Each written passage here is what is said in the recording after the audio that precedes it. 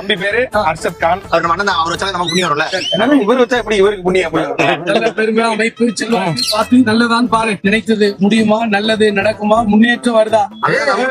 கண்ணா எடுத்திருக்கான். பொங்குது. என்ன சொல்றீங்க? பார்த்தாதானே தெரியும். எப்படி நான் பார்க்க நினைத்த காரியம் முடியும். மனதுல எதிர்பார்த்தது முடியும்.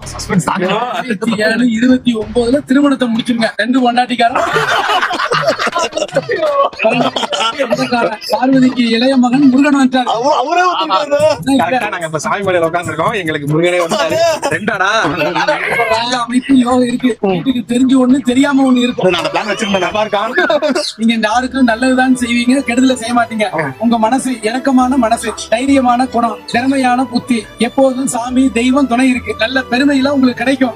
உங்க மனதுல ஒரு சித்தம் ஒரு மனசுக்குள்ள இருக்கு. அப்படின்னா சித்தனா? ஒரு தொழில் விஷயம், ஆமா ஆமா. வேலை விஷயம், தொழில் விஷயம், ஒரு ஆள் மூலியமா சப்போர்ட், நம்ம சொந்த தொழில நல்லா இருக்குன்னு ஒரு தைரியம் இருக்கு. அதை நல்லபடியா